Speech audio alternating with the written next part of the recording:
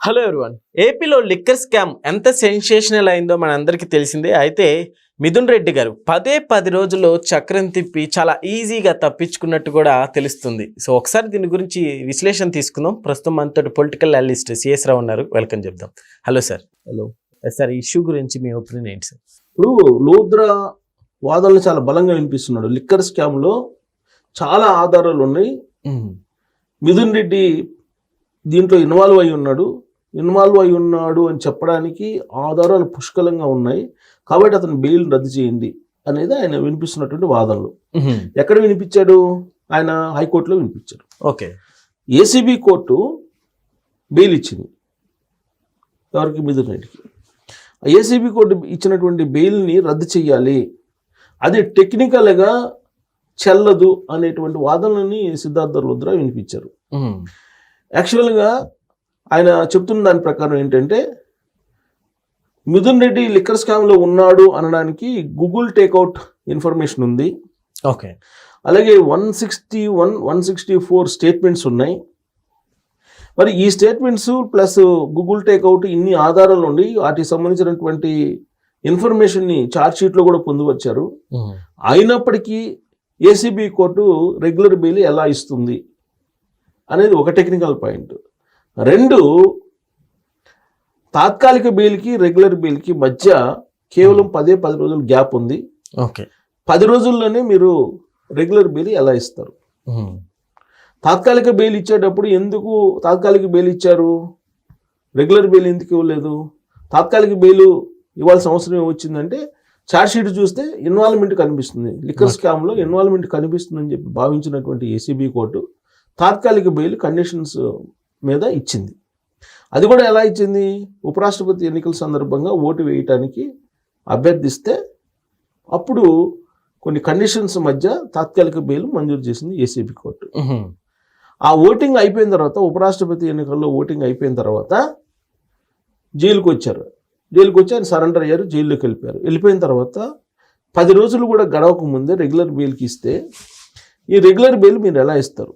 తాత్కాలిక బెయిల్ ఇచ్చేటప్పుడు మిథున్ రెడ్డి సంబంధించినటువంటి ఇన్వాల్వ్మెంట్ ఉంది అని చెప్పి భావించినటువంటి ఏసీబీ కోర్టు 10 రోజుల్లోనే మిథున్ రెడ్డి ఇన్వాల్వ్మెంట్ లేదని చెప్పి ఎలా భావించి బెయిల్ ఇచ్చింది? 10 రోజుల్లోనే. 10 రోజుల్లోనే డెవలప్మెంట్స్ జరిగినాయి అని చెప్పి సిద్ధార్థ రుద్ర బలమైనటువంటి వాదనలు హైకోర్టులో వినిపించాడు. ఓకే. ఏపీ హైకోర్టులో. అంతే కదా, 10 రోజుల క్రితం మీరు బెయిల్కి అప్లై చేస్తే మీరు బెయిల్ ఇవ్వకుండా తాత్కాలిక బెయిల్ ఇచ్చారు. ఎందుకు ఇచ్చారు? ఆధారాలు ఉన్నాయి, లిక్కర్ స్కామ్లో ఆధారాలు ఉన్నాయి అని చెప్పేసి ఆ రోజు నమ్మింది కోర్టు.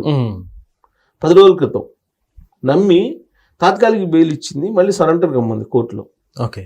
మరి 10 రోజుల్లోనే ఎలాంటి డెవలప్మెంట్స్ లేకుండానే అతన్ని నిర్దోషిగా మిథున్ రెడ్డిని మీరు పర్మనెంట్ బెయిల్ ఇచ్చి ఎలా పంపిస్తారు? కాబట్టి మీ బెయిల్ని, మీరు ఇచ్చినటువంటి పర్మనెంట్ బెయిల్ని రద్దు చేయండి.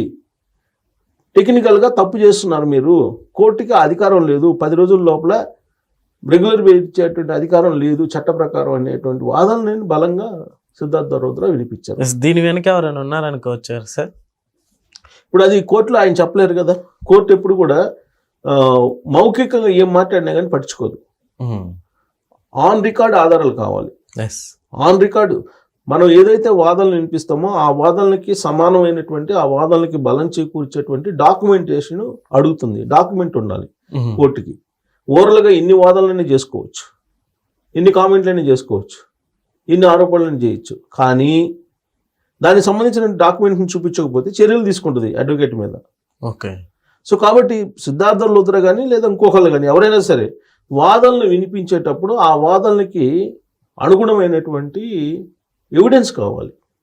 ఎవిడెన్స్ ఆన్ డాక్యుమెంట్ కావాలి, పైగా ఆన్ పేపర్ కావాలి. ఇప్పుడు ఆయన ఏం చెప్తున్నారు? ఆన్ పేపర్ ఏమున్నాయని చెప్తున్నారు? సిట్ ఇన్వెస్టిగేషన్ చేసింది. ఇన్వెస్టిగేషన్ చేసి అతను ఎక్కడెక్కడికి డబ్బులు పంపించాడు, అది మనీ లాండరింగ్ ఎక్కడ చేశాడు, ఎవరి ద్వారా డబ్బులు వేయించుకున్నాడు అకౌంట్లో, ఆ డబ్బులు మళ్ళీ ఎక్కడికి ట్రాన్స్ఫర్ చేశారు, ట్రాన్స్ఫర్ అయినటువంటి డబ్బులు మళ్ళీ ఏ అకౌంట్కి పడ్డాయి, 5 కోట్ల రూపాయలు ఎక్కడి నుంచి ఎక్కడికి వెళ్ళాయి, గోల్డ్ షాప్కి ఈ అమౌంట్ని కట్టారు, అలాంటి గోల్డ్ షాప్ కట్టారు అని చెప్పి ఆరోపిస్తున్నారు. ఇదంతా ఎలా తెలుసు, ఎవిడెన్స్ ఎక్కడి నుంచి వచ్చింది అని అంటే గూగుల్ టేక్అవుట్ ద్వారా వచ్చింది. సైంటిఫిక్గా సిట్ విచారణ చేసింది, గూగుల్ టేక్అవుట్ ద్వారా మొత్తం కనుగొంది. కాబట్టి ఇవన్నీ ఎవిడెన్స్లు ఉన్నాయి అని చెప్పి ఏసీబీ కోర్టుకి చెప్పారు. దాంతోపాటు 161 అంటే వాంగ్మూలం తీశారు. నిందితులు అనేక మంది ఉన్నారు. ఆ నిందితులకు సంబంధించినటువంటి వాంగ్మూలం తీసుకున్నారు. 161, 164 స్టేట్మెంట్స్. 161, 164 స్టేట్మెంట్స్ ఉన్నప్పుడు మీరు ఏ విధంగా రెగ్యులర్ బెయిల్ ఇస్తారు? 10 రోజుల వ్యవధిలోనే ఎలా నిర్దోషిగా అతన్ని భావిస్తారు? మీరు అతని నిర్దోషి అని చెప్పేసి మీరు బెయిల్ ఎందుకు ఇస్తారు, ఎలా ఇస్తారు అని చెప్పి సిద్ధార్థ ధర్మోదర బలమైనటువంటి వాదనలు వినిపించారు. ఓకే. సో ఈ కేసులో ఆశ్చర్యకరమైన అంశం, ఇప్పుడు మిథున్ రెడ్డి యుఎన్ మీటింగ్ వెళ్తారు, ఐక్యరాజ్య సమితి మీటింగ్ వెళ్తున్నారు కేంద్ర ప్రభుత్వం తరఫు నుంచి. ఆయన ఎంపీ, రాజంపేట ఎంపీ. ప్రస్తుతం కేంద్ర ప్రభుత్వం ఐక్యరాజ్య సమితిలో కొన్ని బృందాలను ఎంపీ మాట్లాడటానికి కొన్ని బృందాలని పంపిస్తుంది, 2 బృందాలని పంపిస్తుంది. మొదటి బృందం ముందు వెళ్తుంది, రెండో బృందానికి పురంధరేశ్వరి గారు నాయకత్వం వహిస్తున్నారు. ఆవిడ నాయకత్వం వహిస్తున్నటువంటి టీంలో మెంబరు మిథున్ రెడ్డి. ఈయన కూడా ఐక్యరాజ్య సమితి దానికి సంబంధించి వెళ్తున్నారు. అందుకని ఇప్పుడు ఏంటి, ఇప్పుడు నాకు వీసా అప్రూవల్ కావాలి కాబట్టి మీ పాస్పోర్ట్ ఇవ్వండి, అలాగే రెడ్ కార్నర్ నోటీస్ ఇచ్చారు మీరు, అది రద్దు చేయాలి అని చెప్పి ఇప్పుడు అడుగుతున్నారు. అడిగితే కోర్టు ఏముంది, మీరు అప్లై చేసుకోండి, అప్లై చేస్తే మేము పరిశీలిస్తామని చెప్పింది. ఓకే. సో అది అప్లై చేస్తున్నారు ఇప్పుడు. అంటే ఇప్పటి వరకు విదేశాలకు వెళ్లకుండా ఉండేటువంటి రెడ్ కార్నర్ నోటీసు, అలాగే పాస్పోర్ట్ కోర్టు తీసుకుంది. ఎందుకు విదేశాలకు వెళ్ళిపోతారని చెప్పి కోర్టు తీసేసుకుంది. కోర్టు తీసుకున్నటువంటి పాస్పోర్టు ఇప్పుడు మళ్ళీ కోర్టు తిరిగి ఇవ్వమని చెప్పి ఈయన అడుగుతున్నాడు. ఎందుకు అడుగుతున్నాడు, నేను ఐక్యరాజ్య సమితిలో మాట్లాడటానికి వెళ్తున్నాను, నేను టీంలో ఉన్నాను కాబట్టి కేంద్ర ప్రభుత్వం టీంలో వేసింది కాబట్టి మీరు నాకు పాస్పోర్ట్ ఇవ్వండి అని చెప్పేసి అడుగుతున్నారు. అడిగితే రాతపూర్వకంగా మీరు పిటిషన్ వేయండి, పరిశీలించి ఇస్తామని చెప్పి కోర్టు చెప్పింది. అంటే ఇప్పటి వరకు ఉన్నటువంటి నోటీసులు అన్నీ కూడా మళ్ళీ అవి రద్దయ్యే అవకాశాలు క్లియర్గా ఉన్నాయి. ఇది రెడ్ కార్నర్ నోటీస్ కానీ ఇవన్నీ కూడా. అంటే రెడ్ కార్నర్ నోటీస్ నుంచి ఏ ఎయిర్పోర్ట్ నుంచి ఏ ఎయిర్పోర్ట్కి కూడా వెళ్ళడానికి లేదు, కానీ దాన్ని రద్దు చేసే అవకాశం ఉంది. ఓకే. అలాగే ఈ నెల 17 అనుకుంటా వెళ్ళేది, 17వ తారీఖు వెళ్తారు. ఈ లోపలనే ఇవన్నీ క్లియర్ అయిపోతాయి, పాస్పోర్ట్ ఇచ్చేస్తుంది.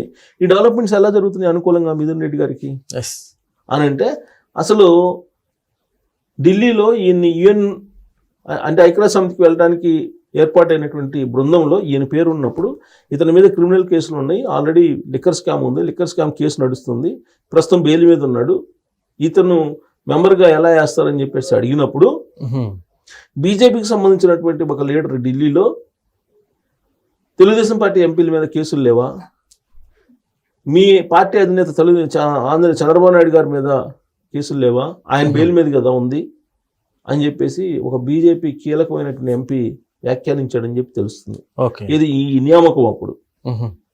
విచిత్రమైన పరిణామం ఏంటంటే ఐక్యరాజ్య సమితికి వెళ్ళేటువంటి ఎంపీల బృందంలో ఒక్క తెలుగుదేశం పార్టీ ఎంపీ లేకపోవడం అనేది చాలా చర్చనీయాంశంగా మారింది ఢిల్లీ నుంచి అమరావతి వరకు. సో ఎందుకని అని క్వశ్చన్ వేసుకున్నప్పుడు ఒకవైపు మిథున్ రెడ్డికి బెయిల్ రావటం ఇవన్నీ చూస్తున్నాం మనం. అలాగే బాలాజీ గోవిందప్ప, ధనంజయ రెడ్డి, కృష్ణమోహన్ రెడ్డి వాళ్ళు రెగ్యులర్ బెయిల్ మీద వాళ్ళు వచ్చేసారు.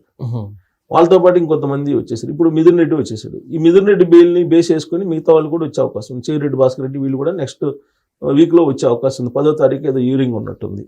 అది అయిపోతే వాళ్ళు కూడా వచ్చేటట్టు. అంటే లిక్కర్ స్కామ్లో అది తేలిపోయేటువంటి కేసుగా కనిపిస్తూ ఉంది. దీనికి కారణం ఏంటి అని అంటే 12 సంవత్సరాలుగా జగన్మోహన్ రెడ్డి గారు బెయిల్ మీద ఉండడానికి కారణం ఎవరో ఈ లిక్కర్ స్కామ్ తేలిపోయేలాగా రాజకీయపరమైనటువంటి ఒక వ్యూహాన్ని నడిపిస్తున్నటువంటి అదృశ్య శక్తులు ఢిల్లీలో ఉన్నారు. సో వాళ్ళు ఎవరు ఏంటి అనేది మనం వీడియో చూస్తున్నటువంటి వాళ్ళకి వదిలిపెడితే వాళ్ళే ట్రోల్ చేస్తారు.